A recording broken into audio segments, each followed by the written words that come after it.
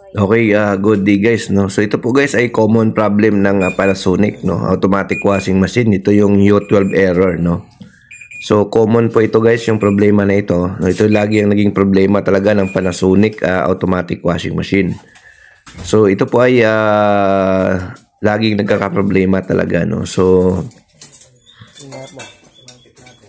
ang U12 error, no. Ayan. So ang naging problema nito guys, ayaw niyang spin dry, no, pero gumagana ito sa wash, no. So based doon sa guys sa aming experience, kaya nasira guys itong U12 error, kaya nagkakaroon siya ng U12 error doon sa paglalaban na punong-puno or masyadong mabula or mabubbles yung paglalaba. Nasisira guys yung pinaka lead sensor, no. So ngayon ang pagpalit ng lead sensor guys, dito merong screw na meron din sa kabila. Yun yung dapat tanggalin. Meron din yan sa likod, dalawa, no, para tanggalin. So ang usual na naging problema nito guys, yung kanyang lead sensor, no, kasi medyo yung design kasi nito guys nasa harapan yung pinaka lead sensor. So ayan guys, tinanggal natin yung screw, tapos nilihis lang natin konti yung cover, no.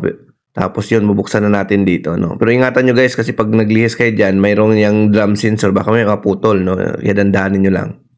So nandito guys yung pinaka lagayan ng lead sensor, no. So ito po yung kailangan yung palitan kapag na-encounter nyo guys yung U12 error, no. So yan. So part 10 na ito ng ating pag-vlog. So ito guys, kung mapansin nyo, ayan, no, basa. Yan, para siyang corroded na parang ano ng sabon.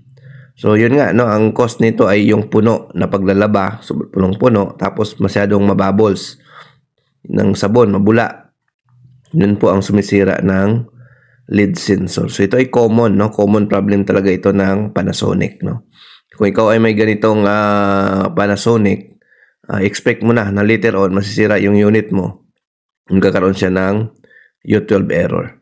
Ayan. So kung kailangan nyo ng parts guys, available yan sa amin, no? Itong parts na ito, available ito sa amin, no? Ayan. Original Panasonic po yung parts natin. Ayan. So pag naglagay kayo yan guys, lalo na pag nagpalit na kayo, lagyan nyo ito ng protection, no, para tumagal, no. Kasi kami guys, may ginagawa kami dyan, ginagawa namin dyan, nilalagyan namin yan ng glue, no, para naman protektado yung unit, no. Kapag nagkaroon siya ng sobrang bubbles or moisture, hindi siya basta-basta mabasa. Or kung wala kayong wala kayong glue, pwede nyo rin lagyan ng, yan, ito tape, no. Scotch tape, pikutan nyo yung pinaka portion na may mga electronics, no. Kahit pa paano, maproteksyonan ito sa bubbles or sa basa, no. Yan, binabalutan. Pwede din dyan guys yung pinaka glue, no, ilalagay dyan. So, yun, no, plastic or kahit ano, basta pwedeng i-protect dyan.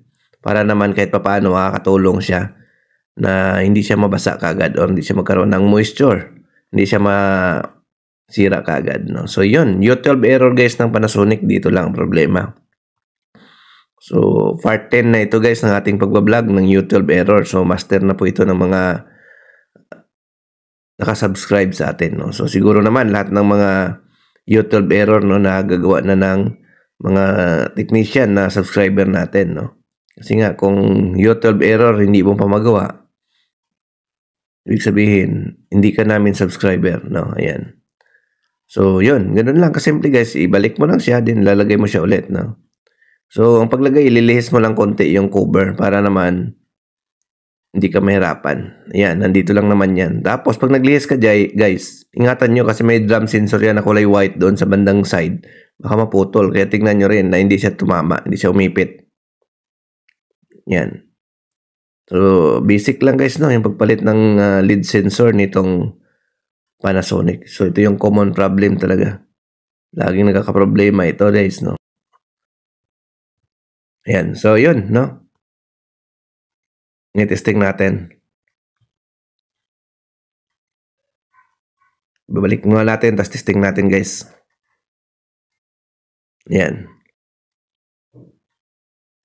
So, yan, no, testing natin. Para makita natin kung working na ba ito. Ayan. So, nasa 14, no? Yan, sa mga gusto magpa-service sa amin pala ng deep cleaning, repair, available kami. Nagsiservice kami ng Cavite, Laguna, Batangas. So, ayan guys, umikot na. No? Hindi na lumabas yung pinaka U12 error, no? So, yun, working na po siya. Yun lang naman guys, lagi ang problema, no? Yung U12 error, yung sensor, no? So, common problem siya ng Panasonic automatic washing machine. So, ayan. So, okay. Maraming salamat sa panood. Bye-bye.